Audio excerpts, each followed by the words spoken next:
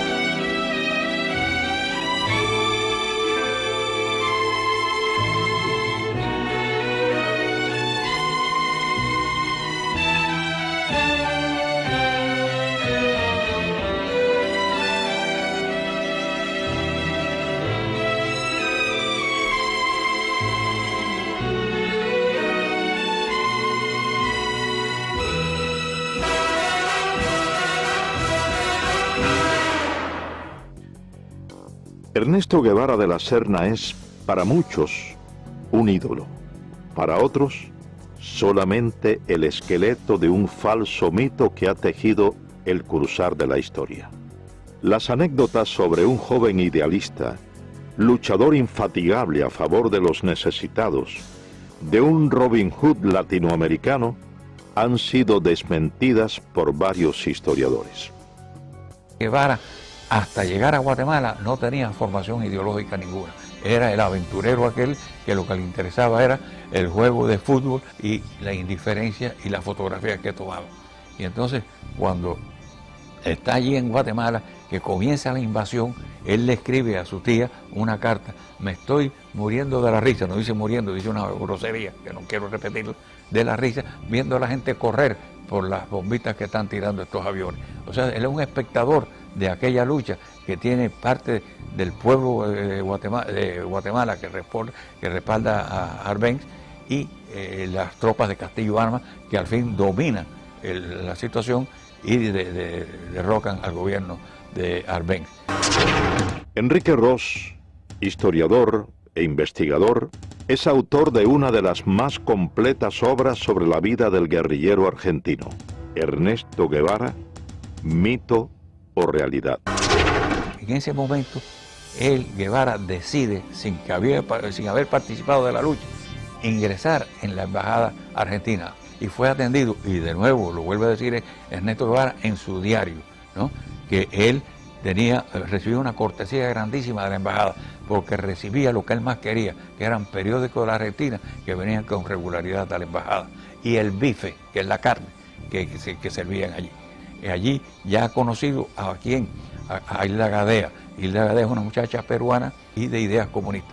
Y es Hilda Gadea quien empieza a formar ideológicamente a Ernesto Guevara y quien lo presenta a una serie de figuras, lo había presentado, del gobierno de Arbenz.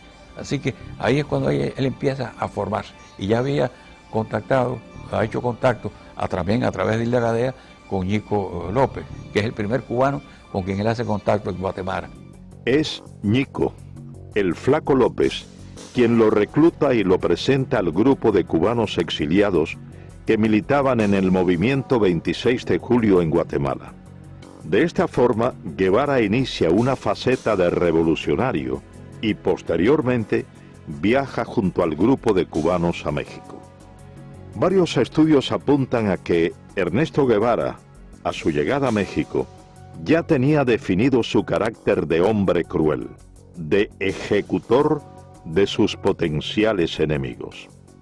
En carta dirigida a su amiga y exnovia Tita Infante, señala: si se hubieran producido esos fusilamientos, el gobierno hubiera conservado la posibilidad de devolver el golpe, refiriéndose al derrocamiento del gobierno de Jacobo Arbenz en Guatemala. Yo conocí a Guevara a mediados del año 56 en México. Ahí una cafetería, un bar que había ahí, por el Zócalo, pegado ahí al Zócalo, que ahí concurrían muchos revolucionarios, ¿no? De distintas tendencias, ¿no?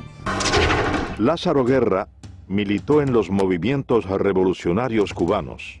Marchó a México en calidad de exiliado y fue uno de los sobrevivientes de la expedición del Corintia. A mí el que me lo presenta es Ñico López. Pero al otro día que Ñico López viene, me dice, óyeme, lo que te presenté fulano, eso no sirve, ¿verdad? No te creas que vaya, cualquier cosa, eso no sirve. Él no es como tú y como nosotros y como yo. Este tipo es un tipo maquiavélico, ¿sabes? Y él es que le lleva y trae a Fidel todo el trajín de nosotros. Es un tipo repugnante, ¿no? Que Fidel llegaba y él decía, iba corriendo para donde estaba Castro, ¿no? Y Castro, fíjate, le gustaba y le gusta que lo adulen, ¿no? Esa es la persona de él. Sí, él vino a pedirme ayuda. Me dijo que había 11 cubanos durmiendo en el suelo en el departamento de María Antonia González. Una pobre mujer, en un departamento muy chico, y estaban durmiendo en el suelo. Y aquello me tocó el alma. Y le dije, mándame 7 o 8 para acá, yo les haré una comida al día y alojamiento. Orlando de Cárdenas, periodista, fue amigo de Fidel Castro.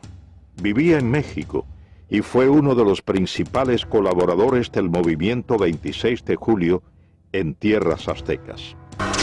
A él al principio se le dijo doctor Guevara o Ernesto Guevara, pero cuando vimos que él se hacía burla de nuestra manera de hablar, entonces en represalia ya no le dijimos nunca más Guevara ni Ernesto, le decíamos el Che. Para todo el Che y el Che y el Che, y se le quedó lo del Che, que hasta el mismo Fidel y Raúl le decían el Che. Ya, y se lo decíamos muchas veces con un poco de sorna, como para restregarle en la cara lo que él nos había hecho a nosotros. Nunca nos vio completamente como compañeros. Guevara nunca llegó a intimar totalmente con el grupo de jóvenes revolucionarios cubanos. Cuentan quienes compartieron con él el entrenamiento militar en tierras aztecas que su desprecio hacia los cubanos siempre se hacía sentir. Sentimiento que extendía a los negros y al pueblo mexicano, a quienes constantemente menospreciaba. Llegamos a México el 10 de diciembre de 1955 y Fidel me presentó y me dijo, muchachos, este es el coreano, él va a ser nuestro instructor militar.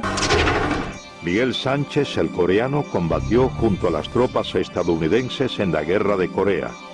Fue reclutado por Fidel Castro como instructor militar de los cubanos que se entrenaban en México. Allí en la casa de María Antonia González conocí a Ernesto Guevara de la Serna, que después le decían el Che, todavía le decíamos el Chancho, porque él tenía poca afición por bañarse y siempre tenía un olorcito arriba que olía como a riñón hervido. Al principio quiso entrar en indisciplina y yo lo paré tranquilamente y le dije, yo estoy a cargo del entrenamiento militar, tú no eres más que un soldado. Se me puso a echar una sonrisita y yo le dije, 20 planchas, Ernesto Guevara de la Serna, y dio las 20 planchas. Él despreciaba a los negros. Muchísimas veces tenía problemas con Juan Almeida Bosque, que le decía el negrito, y Juan Almeida se insultaba, y entonces yo dije, mira Juan, tú lo que tienes que decirle cuando te diga el negrito, dile, tú eres el chancho porque tú no te bañas. Y así se lo decía Juan Almeida Bosque. Después despreciaba a los indios. Fíjate cómo dijo, la indiada analfabeta de México. El 24 de junio de 1956, De México. el 24 de junio de 1956, un grupo de los presuntos expedicionarios es capturado por las autoridades de migración mexicana. Ernesto Guevara estaba entre ellos. Varios estudios acusan a Guevara de haber sido informante o delator al colaborar con las autoridades por temor a una posible deportación a la Argentina, su tierra natal, a principios de julio de ese año. Juan Almeida Bosque, él me dijo a mí que Ernesto Guevara de la Serna, el Che o el Chancho, había colaborado con la policía cuando nos arrestaron al grupo y lo llevaron a la cárcel migratoria de Miguel Schultz. Y él se había puesto en contacto con las autoridades de México para entregar todas las armas del rancho de Santa Rosa de Chalco.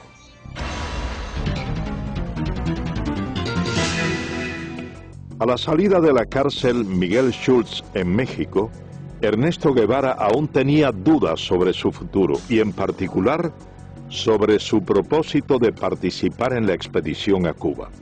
En carta dirigida a su madre le manifestó su intención de cambiar los planes y viajar a Europa y a la China de Mao.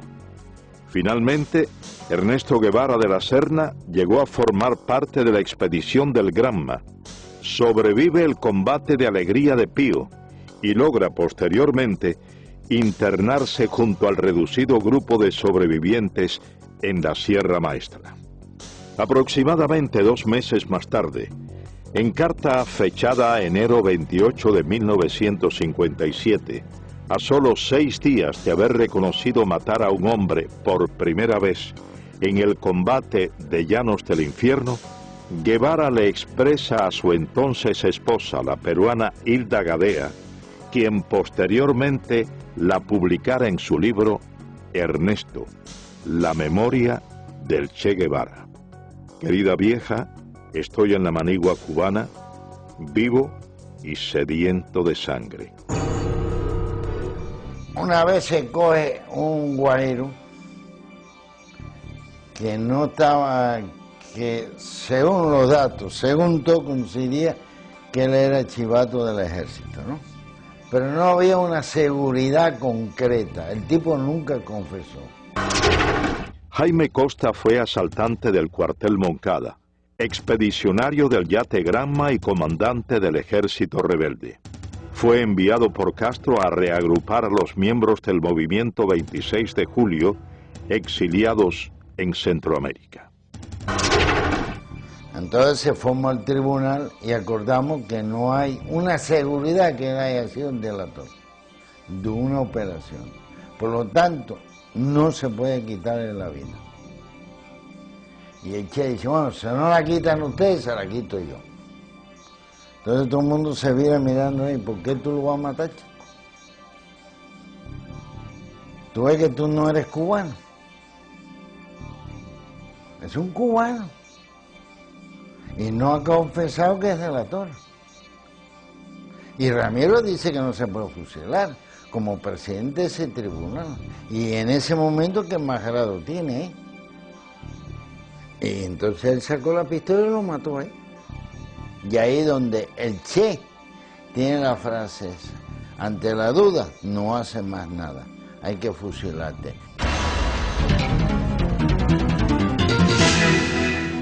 De esta forma Guevara asesina personalmente a Eutimio Guerra, un campesino que se había unido al ejército rebelde y posteriormente dirige otras ejecuciones en la Sierra Maestra.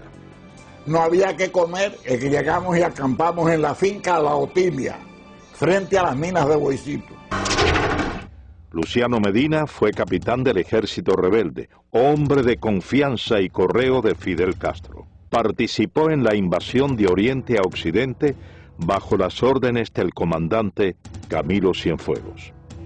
Llevábamos 3 días sin comer y el Che Guevara nos mandó que había que buscar un puerco.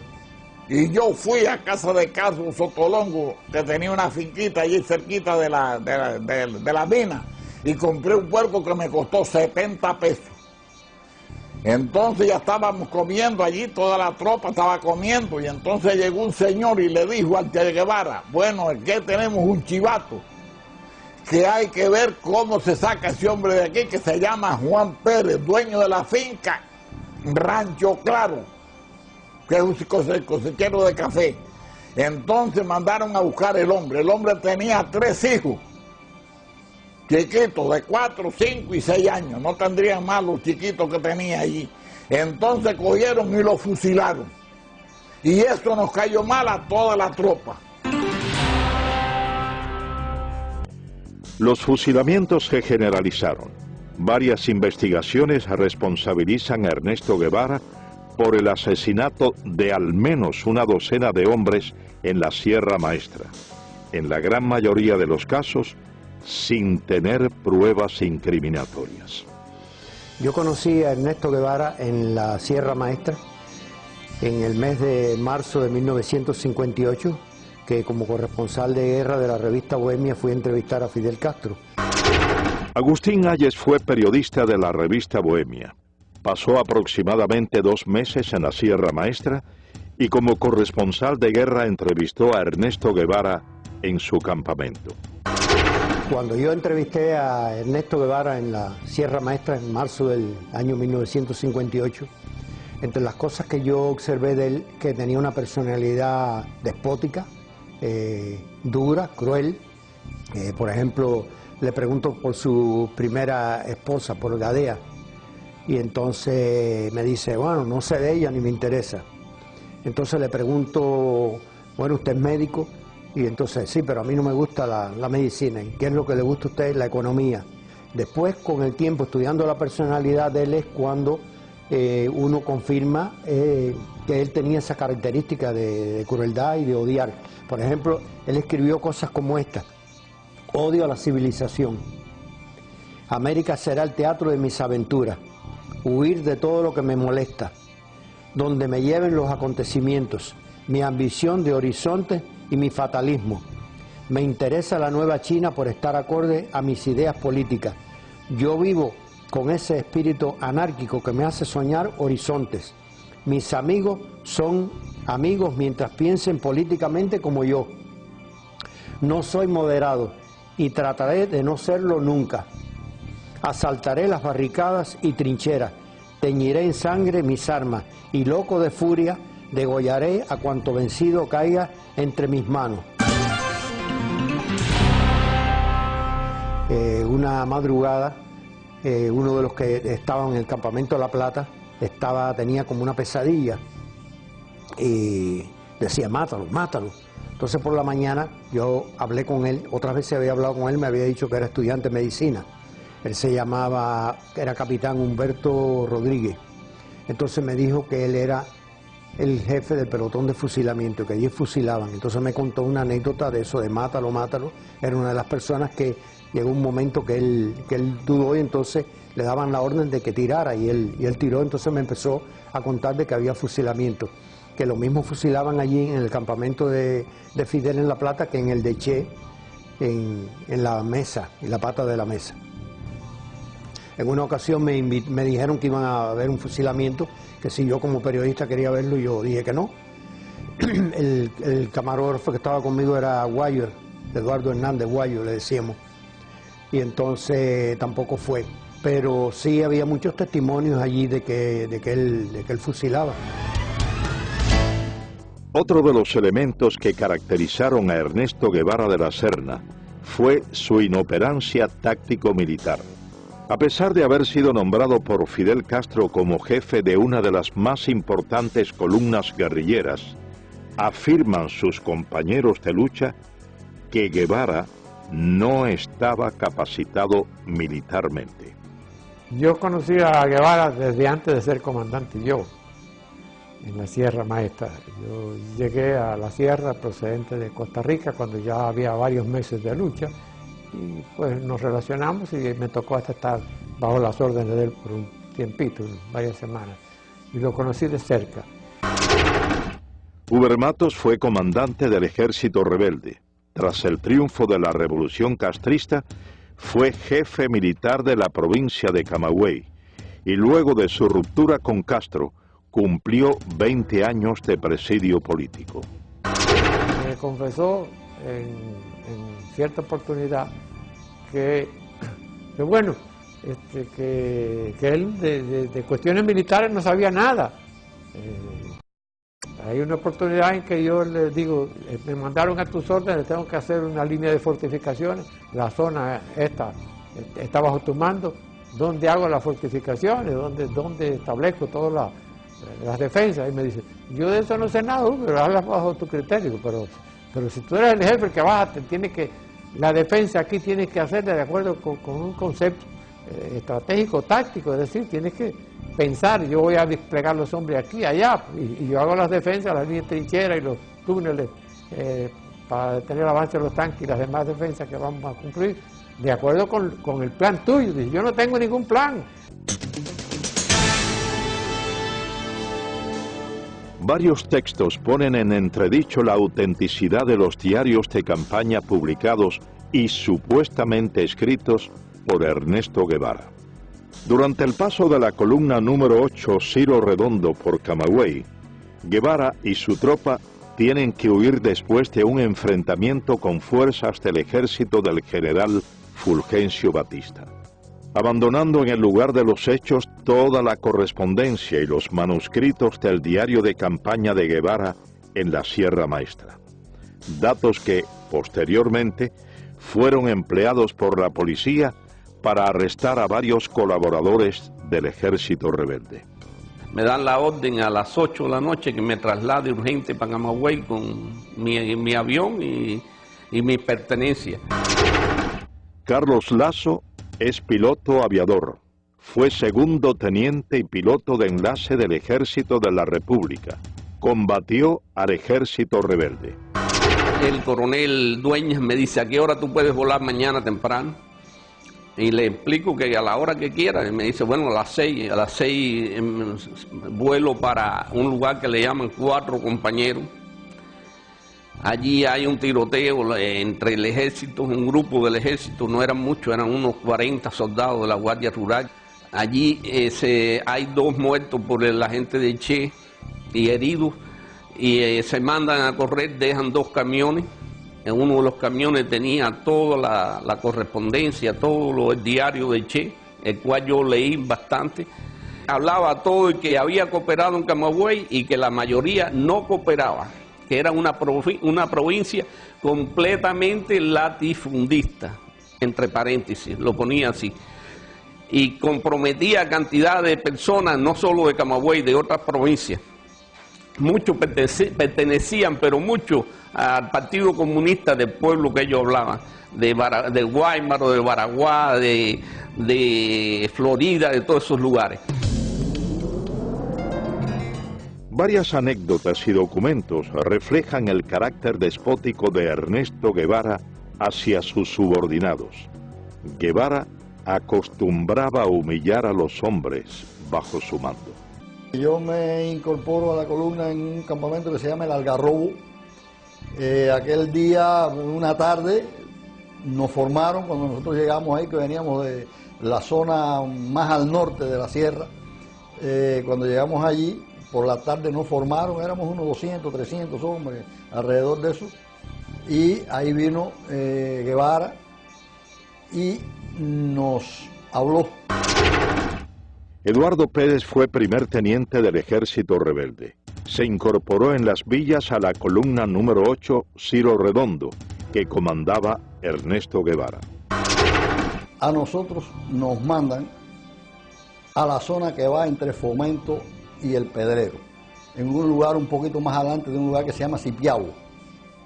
Empezamos a combatir de acuerdo con las órdenes que teníamos, no nos habían situado todos éramos bisoños ahí, no nos habían situado ningún personal experimentado.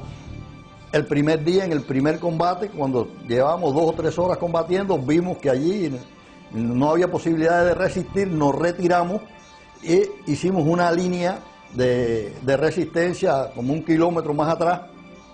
Ahí mandaron a alguna gente experimentada, 4 o 6 gente experimentada, entre ellos Rogelio Acevedo, los mandaron a esa línea de combate y ahí estuvimos combatiendo 3 días continuados. En esos 3 días no recibimos comida, no recibimos nada, y en el tercer día viene Camilo, que traía unas armas de Yaguajay, y vino hasta el Pedrero. Cuando llega Camilo al Pedrero, los otros que están allí, nadie se atreve a mandarnos nada de comer. Cuando llega Camilo, allí el Pedrero, el Che no está, y Camilo empieza a preguntarle cómo está la situación. Y Camilo dice, pero ven acá y a estos hombres, ¿por qué no le mandan comida? No, porque el Che dice que no, porque se tuvieron que retirar de la primera posición que tenía. Dice Camilo, no, pero que los maten a tiro, que los maten el ejército, pero ¿cómo los va a matar de hambre el argentino este? No. Y esa tarde nos llegó a nosotros cajas de malta, salchichones, cajas de galletas, y pudimos comer esa tarde después de 3 días. La primera misión de Ernesto Guevara tras su llegada a las villas fue tomar el control de la zona hasta ese entonces en manos de los guerrilleros que operaban en el Segundo Frente Nacional del Escambray. Guevara realiza su primer contacto con los miembros del Directorio Revolucionario Estudiantil 13 de marzo y aprovecha la reunión para dejar en claro su posición de hombre fuerte y sin escrúpulos, al asesinar durante ese primer encuentro a 2 campesinos acusados de ser chivatos. Guevara llega a las villas. Él tenía un interés especial en hablar con nosotros, quizás por la aureola que representaba que los grupos nuestros estaban formados por gentes estudiantes, pichones intelectuales algunos. Roberto Bismarck fue capitán del Ejército Rebelde, miembro del Segundo Frente Nacional del Escambray, participó en el primer encuentro conocido como el Pacto o Reunión del Pedrero. Fuimos a la reunión aquella, una reunión que tuvo lugar en el Pedrero, una sección del campamento de nosotros, y allí lo conocimos. Lo conocimos como podíamos conocer a cualquier otro. Y estuvimos conversando quizá un periodo quizá de unas 4 o 5 horas. Ese fue el contacto mío y de nosotros con este personaje. Pensamos que este hombre no tenía ninguna intención idealista ni remotamente. Por ejemplo, un hecho que resultó bastante chocante para mi persona. Hubo una pequeña operación militar, en la cual se logró apresar algunas personas, algunos de ellos guajiros, que supuestamente habían estado colaborando, a mí no me contaba, pero eso era lo que se le adjudicaba, con el régimen de Batista. En forma arbitraria, yo fui testigo de que el Che Guevara dijo que a esa gente, como eran unos colaboradores de la llamada dictadura, había que castigarlo con la muerte. Y sin juicio previo, incluso contra la protesta, no vamos a decir protesta, contra el juicio de nosotros de que no debía de acelerarse un tipo de acción en ese momento porque no habían garantía para la persona que supuestamente estaban acusadas. El Che Guevara dijo que no, que eso había que matarlos. Y a 2 de ellos fui testigo presencial de que con su pistola los mató. Ernesto Guevara subestimó a los miembros del Segundo Frente Nacional del Escambray que combatían en la zona central de la isla y no aceptó la autoridad de los comandantes que combatían en esa región montañosa. Al entrar el Che Guevara a la provincia de Las Villas, por la parte noroeste de Banao, nos encontramos con él allá, que él estaba acampado con miembros del directorio revolucionario, con el comandante Cubela. Elías Nazario fue capitán del Ejército Rebelde, miembro del Segundo Frente Nacional del Escambray y ayudante personal del comandante de la Revolución, Jesús Carrera Sayas. Él y el comandante Carrera tuvieron una buena discusión, ¿no?, por la zona que se estaban disputando, ¿no?, porque ya el Che venía diciendo que era comandante en jefe del Escambray. No era cierto, porque el comandante en jefe del Escambray era Eloy Gutiérrez Manoyo en aquel momento. Y la discusión fue fuerte, pero fuerte, en la que Jesús le dijo, Tu zona es la tuya y la mía es la mía. Y si brinca la zona mía, vamos a tener problemas. Guevara nunca le contestó a él. Agachó su cabeza y dejó escapar, vaya, Y entonces intervino en esa discusión el comandante Armando Acosta Cordero. Estaba el comandante Ramiro Valdés, y entonces intervino en esa discusión el comandante Armando Acosta Cordero. Estaba el comandante Ramiro Valdés, el capitán Olo Pantoja cuando era capitán. Es precisamente el fusilamiento del comandante de la Revolución, Jesús Carrera Sayas, uno de los hechos que resaltan el carácter vengativo de Ernesto Guevara de la Serna. Ernesto Guevara fue mandado por Fidel Castro a la Sierra del Escambray para quizás evitar que el segundo frente dividiera la isla en dos mitades. Armando Fleites, médico, fue comandante del Ejército Rebelde y uno de los fundadores del Segundo Frente Nacional del Escambray. El Segundo Frente Nacional del Escambray envió como oficial para las primeras conversaciones con Ernesto Guevara al comandante Jesús Carrera. Jesús Carrera, cumpliendo los acuerdos del Segundo Frente, dio unas cartas y se creó una situación quizás desde ese momento antagónica y difícil entre Guevara y Jesús Carrera. Resultante de esa situación, en el transcurso del año que pasó, pues se fue acentuando la situación personal y nosotros, yo personalmente y unos cuantos oficiales más del Segundo Frente, en la cabaña, le planteamos que si era tanto, no había que hablar mucho, que nosotros lo enviaríamos a buscar y que en un duelo, en una forma frontal, se dilucidaran esas situaciones. Entonces dijo que no tenía intenciones en tener un duelo ni tener una cosa con Carrera. Entonces dijimos, bueno, si es esa situación, pues ya vamos a dar este episodio por terminado, ¿no? Y sin embargo, por órdenes del Che Guevara con Fidel Castro, es que prenden a Jesús Carrera. Y más tarde Jesús Carrera es fusilado, precisamente, por la persecución y por la venganza, el odio, el resentimiento y la cosa de personalidad. No quiso dilucidar como dilucidan los hombres en un frente de combate o en un duelo, sino veló la oportunidad y por la espalda lo lleva, tenía todo el poder y por la espalda le cuesta la vida. Entre las hazañas injustamente atribuidas a Ernesto Guevara de la Serna está la toma en la ciudad de Santa Clara de un supuesto tren blindado. Varios de los protagonistas de ese hecho contradicen lo expuesto por el régimen castrista y manifiestan que todo lo orquestado, más que una proeza militar, fue una traición a una negociación ya acordada por el Segundo Frente Nacional del Escambray con oficiales del ejército de Batista. El tren blindado fue una acción de traición del Che Guevara al Segundo Frente Nacional del Escambray. Lázaro Asensio, abogado y periodista, fue comandante del Ejército Rebelde y miembro del Segundo Frente Nacional del Escambray. Las tropas nuestras estaban peleando en la zona de Manicaragua y de Cumanayagua. Y el señor Cuso Gómez fue a verme para venir a avisarme de que el tren blindado, el famoso tren blindado, estaba dispuesto a entregarse al Segundo Frente Nacional del Escambray. Las condiciones eran muy sencillas.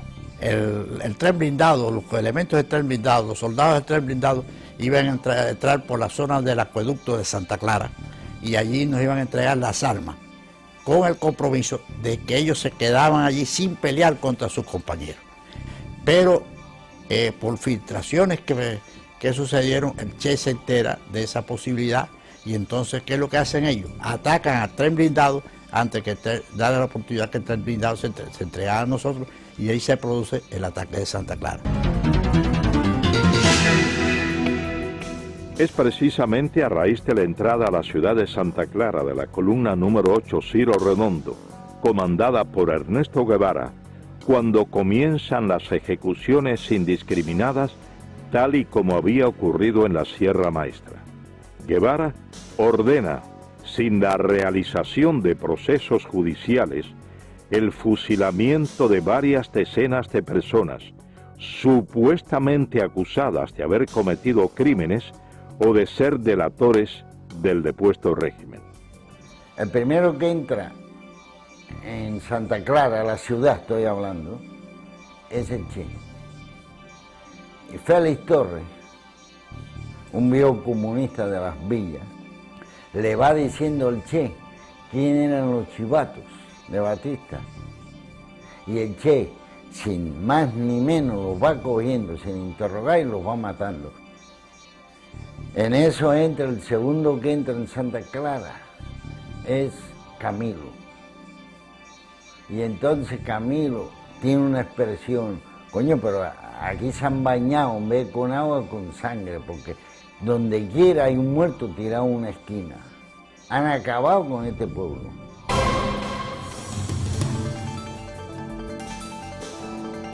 Triunfa la Revolución Cubana. Ernesto Guevara es nombrado jefe de la fortaleza militar de La Cabaña. Guevara lanza un feroz operativo contra todos los militares del depuesto régimen. Se crea la llamada Comisión Depuradora. Estuve trabajando en la fortaleza de La Cabaña a las órdenes de Ernesto Che Guevara, que era el jefe militar de esa fortaleza. Napoleón Vilaboa había sido miembro del movimiento 26 de julio. En enero de 1959 comenzó a trabajar en la llamada Comisión Depuradora en la fortaleza de La Cabaña, bajo las órdenes de Ernesto Guevara. La Comisión Depuradora es un organismo que se crea, lo crea el gobierno de Fidel Castro con el pretexto de depurar las Fuerzas Armadas en Cuba. Claro, el fin de esto era simplemente implantar el terror revolucionario en Cuba mediante los fusilamientos. Esos fusilamientos eran una cosa arbitraria, porque los infelices que llevaban allí ya estaban previamente sentenciados a muerte, como en el caso, por ejemplo, del primer teniente José Castaño, que había sido jefe del BRAC y que fue asesinado personalmente por el Che Guevara en su propia oficina, y contra el cual no había ningún tipo de pretexto legal para poder fusilar, porque este señor ni había matado ni había torturado a nadie durante el régimen de Fulgencio Batista. Mi padre fue asesinado por Ernesto Guevara el 7 de marzo de 1959. La razón por la cual Ernesto Guevara mata a mi padre es por la razón de que mi padre tenía un extenso conocimiento sobre las actividades comunistas en Cuba. Desde hacía 2 o 3 años, mi padre era el segundo jefe, primeramente del Servicio de Inteligencia Militar y después del BRAC, que era el Buró de Represión de Actividades Anticomunistas.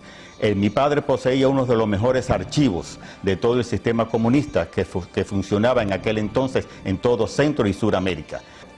Las condiciones en las que fue asesinado, él estaba preso en La Cabaña desde hacía aproximadamente 3 meses, y cuando llegó el juicio, que se hizo el 6 de marzo, se hizo un juicio que prácticamente no tenía sentido. El tribunal lo sentenció a muerte aproximadamente a medianoche, y entonces se hizo una evaluación del caso de Castaño y se mandó una, podemos decir, una comisión para que se hablara con Fidel Castro en ese momento para que no se matara al teniente Castaño, ya que el teniente Castaño no tenía ningún muerto ni ninguna persona que haya sido herida o maltratada por él.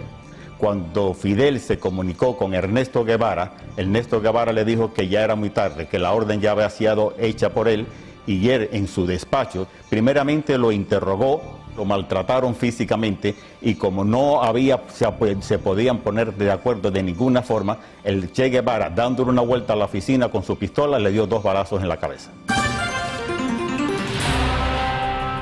A Ernesto Guevara se le atribuye el fusilamiento de varios centenares de hombres, en su mayoría miembros del antiguo régimen, durante los aproximadamente 4 meses que estuvo al frente de la fortaleza militar de La Cabaña. El Che tenía solamente una divisa: ustedes están aquí para pasar los expedientes rápido. La comisión está trabajando muy lentamente y nosotros tenemos que ir juzgando a todos estos criminales lo más rápido posible. José Vilasuso, abogado, comenzó a trabajar en enero de 1959 bajo las órdenes de Ernesto Guevara como instructor de expedientes en la llamada Comisión Depuradora. Me llamó la atención la forma como él me adoctrina, ¿verdad? La forma como él me dice lo que tiene que ser mi trabajo. Dice, mira, aquí esto es un tribunal muy sencillo, todo lo que ustedes tienen que hacer es instruir los expedientes. El oficial investigador siempre tiene la razón, siempre dice la verdad. O sea, no tenemos más que aceptar, acogernos a lo que él dice en el informe. Tú vas a organizar, vas a instruir tus expedientes y después los pasas al Ministerio Fiscal. O sea, la labor es bien sencilla, es una labor de profesional, pero muy limitada. Esas fueron más o menos sus palabras, es la idea. Dice, de luego, pues se me echó así para atrás, ¿no? Sonriente, y me dice, aquí vas a ver cosas muy sabrosas, ¿sabes? Guardé silencio y al día siguiente comencé a trabajar. Allí se generalizaba con un eslogan político. Son asesinos, son criminales, pertenecen a una dictadura, tienen que ser ajusticiados. Eran hombres que no vamos ahora a juzgarlos, ¿verdad? Pero no nos correspondía a nosotros ejecutarlos. Yo preparando la sentencia y él pues dirigiendo el paredón. Fui al paredón. Me acerqué al lugar, me paré junto a los postes. Me fijé bien el lugar donde se situaban los reos. Efectivamente el paredón estaba a la espalda y más o menos lo que era la altura del pecho a la cabeza, pues se veían los impactos de las balas, ¿no? En una línea recta. La sangre coagulada a los pies, porque claro, se sacaba el cuerpo inmediatamente después de la ejecución, pero aquello quedaba tinto en sangre. Allí estuve mucho rato, imaginando qué es lo que es un hombre parado, amarrado a un poste, y 6 hombres que no lo conocen, a quienes nada le hizo, quien por la razón de vestir un uniforme distinto va a ser ejecutado. Sin la presencia de pruebas incriminatorias, sin la posibilidad del ejercicio de una defensa justa, cientos de hombres fueron condenados a la pena de muerte por fusilamiento mediante sentencias preestablecidas en los denominados juicios sumarísimos. Ernesto Guevara preparó a muchos de sus hombres de confianza, quienes dirigieron o firmaron las ejecuciones a lo largo y ancho de la isla, con la misma falta de escrúpulos que su jefe. Y estoy en el despacho del jefe del regimiento de Santa Clara, que era Ramiro. Pero Ramiro no funcionaba allí. Ramiro se pasaba, yo no sé en qué andaba, pero no estaba en el despacho. El que estaba era Olo. Con Olo Pantoja yo tenía buenas relaciones, yo me llevaba muy bien con Olo, tenía un gran aprecio. Orlando Olo Pantoja fue capitán del ejército rebelde. Fue hombre de la entera confianza de Ernesto Guevara. Murió en Bolivia como miembro de la guerrilla guevarista. Entonces yo estoy en el despacho, sentado y conversando con Olo, y diciéndole que tiene que licenciarme, que si no, que me vayan a coger preso, porque a mí el ejército no me interesa. Me dijo, está bien, vamos a licenciarte, y mandó a uno allí que me hiciera los papeles.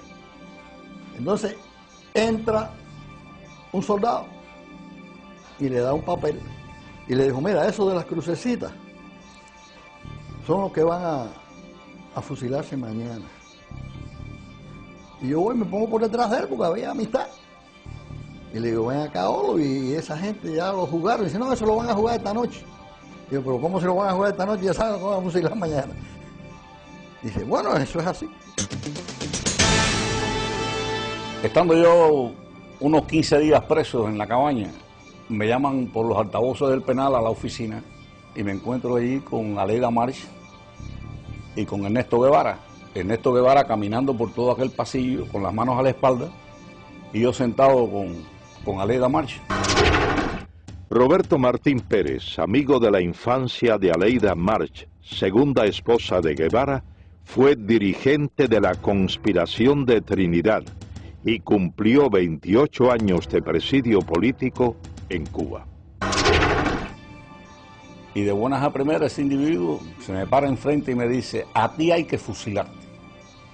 Yo tenía antecedentes de que Ernesto Guevara en muchas ocasiones anteriores había sacado a los hombres de ahí presos y los había fusilado sin un previo juicio.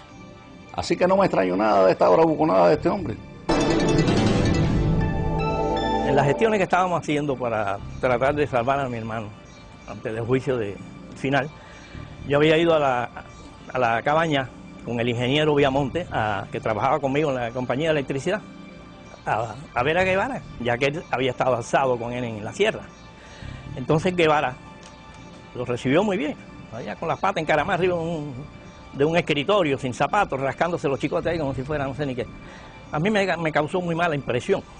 Vi la cara de hipócrita, de sinvergüenza que tenía, desde luego. Entonces el ingeniero empezó a explicar. Y él le dijo: no, aquí no hay toalla para nadie. Dijo: no es cuestión de toalla, es cuestión de que están cometiendo un error.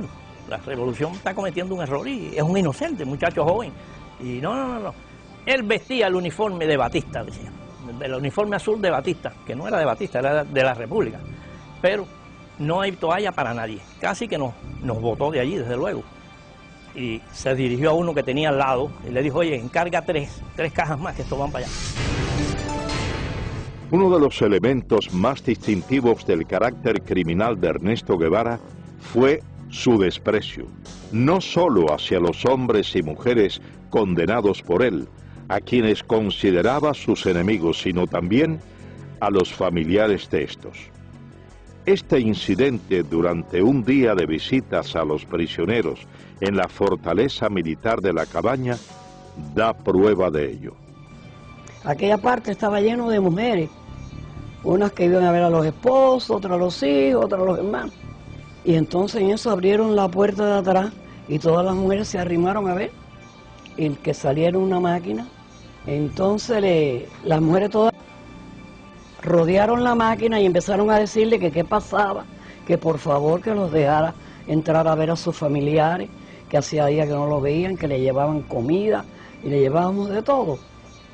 Y entonces él eso sí nos miró con una cara de estúpido y nos dijo: están castigados y hoy no hay visita para nadie.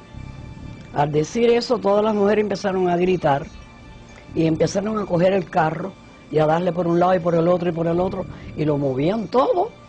El chofer le dijo: sube a la ventanilla, y eso así lo subió. Y entonces llamó por teléfono y vino una patrulla de soldados de eso con una fusta y a todo el mundo le empezó a dar. Tras aproximadamente 4 meses al frente de la fortaleza militar de la Cabaña, Ernesto Guevara ocupó varios cargos durante el comienzo de la Revolución Cubana. Primero, fue presidente del Banco Nacional de Cuba y posteriormente ministro de Industrias. En todos estos, primó su incapacidad profesional y una constante: sembrar el terror como base o medio para el sometimiento. Yo conocí a Ernesto Guevara en el año 1959, cuando Felipe Paso, que con la revolución lo nombraron presidente del Banco Nacional, me citó para diseñar lo que hoy es el Hospital Efigenia Amejeira, ¿no? Nicolás Quintana, arquitecto, fue designado para diseñar el edificio del Banco Nacional de Cuba, posteriormente transformado en el Hospital Hermanos Almejeira. Cuando Ernesto Guevara sustituye a Pasos en el Banco Nacional, lo primero que hace, como que éramos los arquitectos del edificio, nos invita a mi socio Miguel Ángel Moenque y a mí. Yo me encuentro a este señor en el despacho donde tantas veces yo había ido, ¿no? Cuando Felipe estaba, con los pies arriba de las mesas, una bota se la había quitado, las medias estaban rotas y me acuerdo todavía como si fuera hoy los dedos que se meneaban.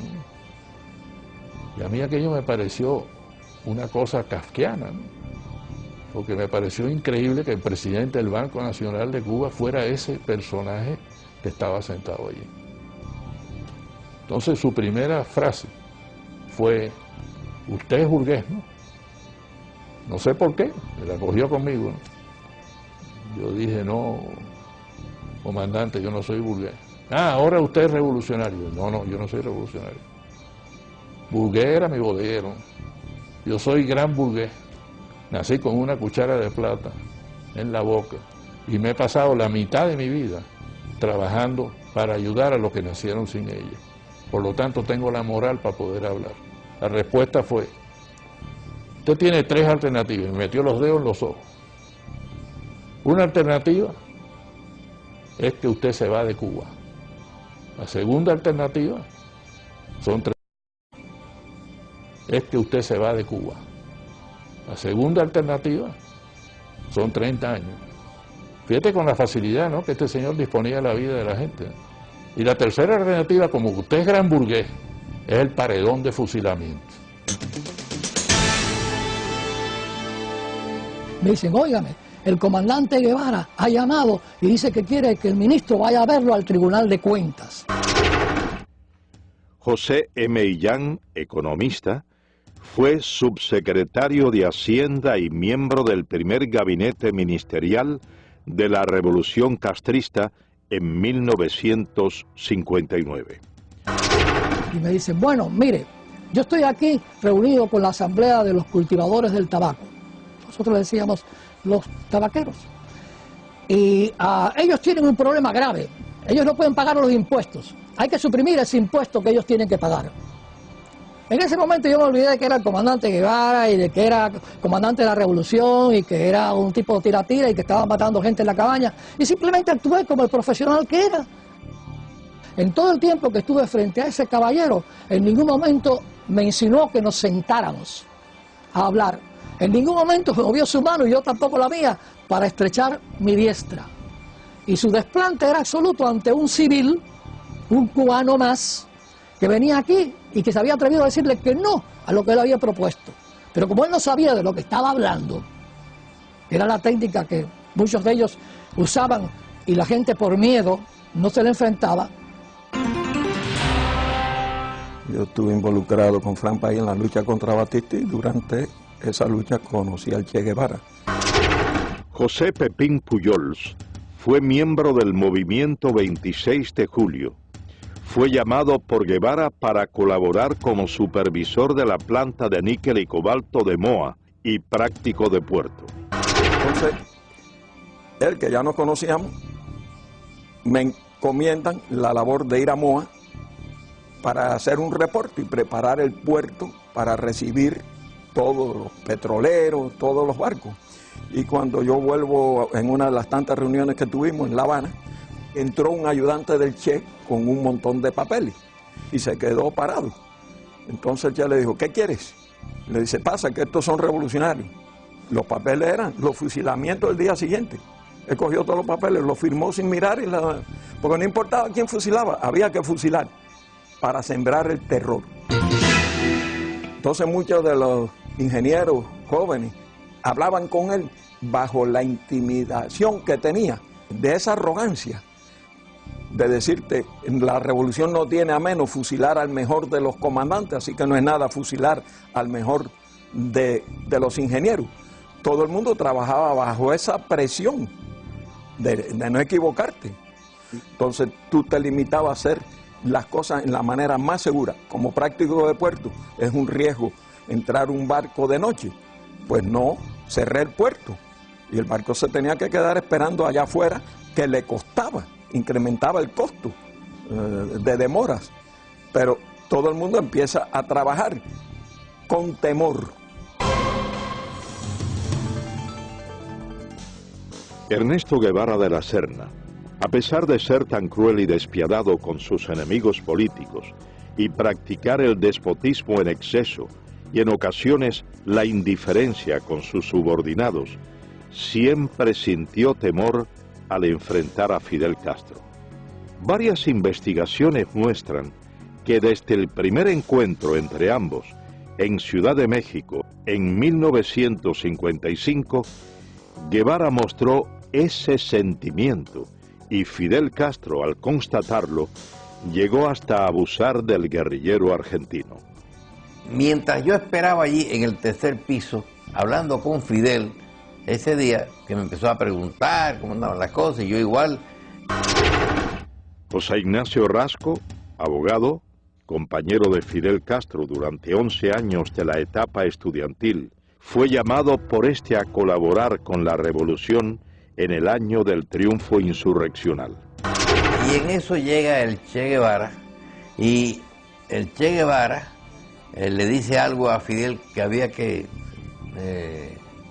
proteger a un señor que estaba acusado de que podía traicionar a la causa revolucionaria y que había que fusilarlo. Y entonces Fidel ha cogido por la solapa al señor Che Guevara y pero Che, no seas idiota, no te acobardes, si tú quieres lo fusilas, si te parece mejor lo pones en un avión y lo mandas para el exilio, o si no lo dejas que se pudre en la cabaña. Esta anécdota, a mi juicio, retrata cómo era la sumisión de el Che Guevara a Fidel Castro en aquellos momentos ya. Es decir, siempre le tenía pánico, le tenía miedo. Podían discutir mucho, pero al final el Che siempre agachaba la cabeza. Tras apenas 4 años de haber llegado al poder, Ernesto Guevara se convierte en una de las principales banderas propagandísticas de la Revolución cubana. Durante su intervención ante la Asamblea General de las Naciones Unidas, el 11 de diciembre de 1964, Guevara, haciendo uso de su derecho a réplica y debido a las constantes interrogantes de los delegados presentes, reconoce la realización de ejecuciones en la isla. Fusilamientos, sí, hemos fusilado, fusilamos y seguiremos fusilando mientras sea necesario. Nuestra lucha es una lucha a muerte. Es precisamente el empleo de la pena de muerte como método para la instauración del terror una de las constantes que caracterizaron a Guevara, quien identificó a los Estados Unidos como su principal enemigo y desató contra este y el denominado imperialismo yanqui una guerra sin cuartel, recabando en los partidos comunistas de Asia, África y América Latina fundamentalmente el apoyo para emprender tales acciones, acciones consideradas hoy como terroristas. Durante su mensaje a la Tricontinental, Guevara proclama textualmente: el odio como factor de lucha, el odio intransigente al enemigo, que impulsa más allá de las limitaciones naturales del ser humano y lo convierte en una efectiva, violenta, selectiva y fría máquina de matar. Nuestros soldados tienen que ser así. Un pueblo sin odio no puede triunfar sobre un enemigo brutal. Seguidamente, Ernesto Guevara expresa una frase considerada por varios investigadores como uno de los fundamentos del terrorismo moderno. Hay que llevar la guerra hasta donde el enemigo la lleve, a su casa, a sus lugares de diversión, hacerla total. Hay que impedirle tener un minuto de tranquilidad, un minuto de sosiego fuera de sus cuarteles, y aun dentro de los mismos, atacarlo donde quiera que se encuentre, hacerlo sentir una fiera acosada por cada lugar que transite. Ernesto Guevara organiza un grupo guerrillero en Cuba, parte a África. El Congo es el país escogido como punto detonante de la supuesta guerrilla africana. Llega Guevara al Congo, participa en una serie de batallas, pierde todas las batallas, nadie lo atiende, los dirigentes del Congo no le prestan atención, nos dice que Kabila lo tiene a él como un becario, así como cero a la izquierda, y entonces pierde. Las naciones que rodean al Congo exigen que salgan del Congo los tropas extranjeras, y las tropas extranjeras eran las de Sudáfrica que estaban allí, y también las de Guevara, el grupo cubano. y se ve obligado a salir del Congo. Pero él no quería regresar a Cuba, porque él ya sabía la enemistad que sentía Castro hacia él. Y hubo una gran presión. Su misma esposa tuvo que ir a la Ida March, al Congo, a persuadirlo y a convencerlo de que regresara a Cuba. Entonces él allí ya ha organizado la idea de ir a Bolivia, porque ya Guevara no cabía en la isla de Cuba junto a Fidel. Tras ser derrotado en África, Guevara regresa a la isla y prepara una nueva aventura. Esta vez, el blanco escogido es Latinoamérica. Junto a un reducido grupo de hombres de confianza, marcha a Bolivia. El 31 de diciembre de 1966 se produce, muy cercano a la finca Ñancauazú en Bolivia, el histórico encuentro entre Ernesto Guevara de la Serna y Mario Monge Molina, secretario general del Partido Comunista Boliviano. Monge le expresa a Guevara que no permitirá que ningún extranjero dirija la lucha armada de su país y le propone hacerse él cargo de las operaciones y designarlo como su asesor militar. Guevara no aceptó. Entonces, él me dijo, yo no te puedo dar la dirección revolucionaria. Él mismo me dijo en la conversación, yo a Cuba no podía volver. Para mí se había cerrado eso. Yo me había despedido a paso marcial. Entonces tenía que buscar otro lugar donde aparecer. Y Bolivia se presentaba las condiciones por algunas cosas que ellos llevaban y por el hecho de que nosotros estábamos en proceso de preparación que ellos lo conocían. Han de encontrar un lugar donde exista un compromiso del Partido Comunista o de cualquier dirigente individualmente para colaborar con la guerrilla del Che en el país. No hay. Guevara no consigue reclutar al campesinado boliviano, principio básico de su encomienda. Y según los historiadores, desconoce totalmente las necesidades de estos, llegando a prometerles la propiedad de las tierras que trabajaban, desconociendo que en la localidad de Ucareña se había firmado en agosto de 1953 la ley de la reforma agraria boliviana. Guevara es finalmente cercado por el ejército boliviano y capturado con vida en la quebrada del Yuro. Según las notas del general Luis Requeterán, quien fuera en ese entonces coronel y jefe de la 4ª División de Operaciones Antiguerrilleras en Bolivia, Guevara, levantando en alto su carabina, gritó: «¡Me rindo! ¡No me maten! ¡Soy el Che! ¡Valgo más vivo que muerto!». Cuando esto ocurría, relata el general Requeterán, el reloj marcaba las 13:30 horas del domingo 8 de octubre de 1967. En ese combate mueren la mayor parte de los guerrilleros, cae preso el Che Guevara con Simón Cubas, que era el que le estaba ayudando a salir, nombre de guerra Willy. Félix Rodríguez fue oficial de la Central de Inteligencia estadounidense.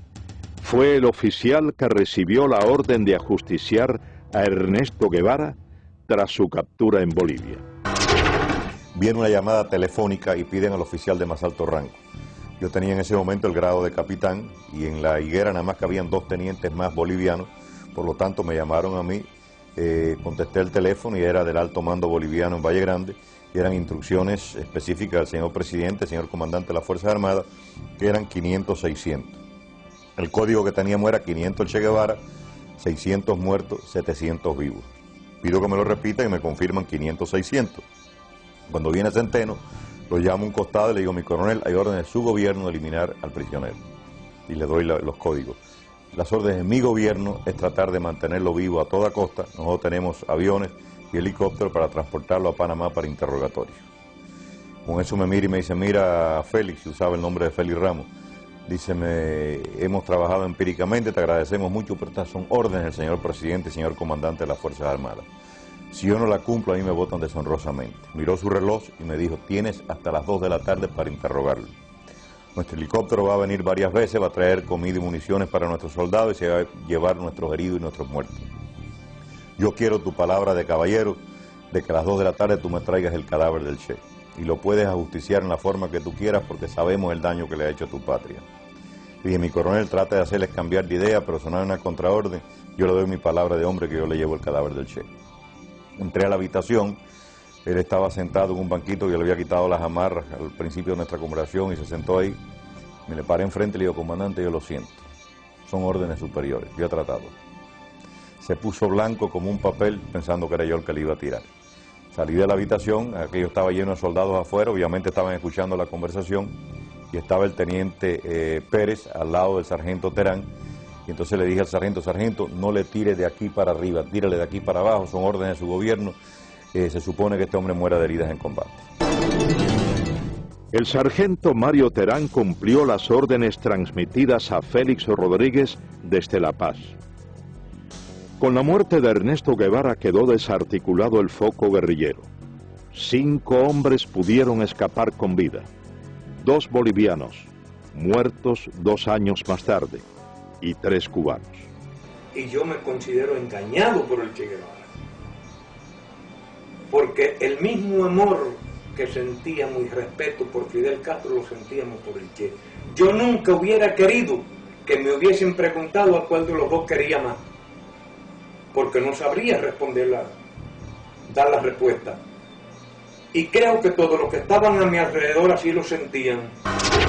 Dariel Alarcón Benigno fue capitán del ejército rebelde.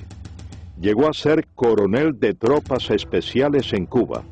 Participó junto a Guevara en las guerrillas de la Sierra Maestra y en las insurgencias de El Congo y Bolivia. En la mayoría del pequeño grupo que habíamos allí, cubanos, todos habíamos pasado academias militares y que estábamos preparados ya militarmente. Yo, que era uno de los más brutos, ya podía dirigir una división. Pinares, que era un comandante, que mandaba ejército. Gustavo Machín, otro comandante. Bilbo Acuña, otro comandante. Todos éramos reclutas.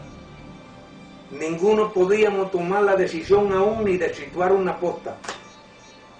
Éramos nulos. Entonces, ¿por qué no aprovechó nuestra capacidad militar? Yo se la demostré, porque yo fui el ametralladorista, fui el explorador, fui el punto de vanguardia, pero después que quedamos, el día 8 de octubre, que quedamos 6, yo saqué 5 hombres hasta la frontera, con Chile, después de caminar 3.500 kilómetros, con 3 divisiones del ejército persiguiéndome día y noche, y le hice más baja al ejército que cuando éramos el grupo completo. Rompimos 14 cercos al ejército y perdí un hombre, pero atravesamos la selva y atravesamos el altiplano y salimos a Chile. Por eso yo digo que hubo una falta en él y fue el de no darnos a nosotros la participación que tenía que darnos, no darnos a nosotros el derecho a discutir las cosas internas de la guerrilla. Él las pensaba, él las elaboraba y él nos las transmitía. Y lo que él dijera, él era lo que había que hacer. Nosotros no teníamos ni voz ni voto.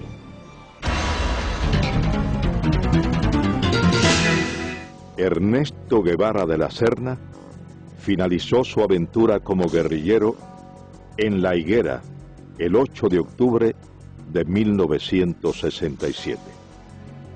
A casi 4 décadas de su muerte, para unos queda el mito, para otros solo el recuerdo de una pesadilla.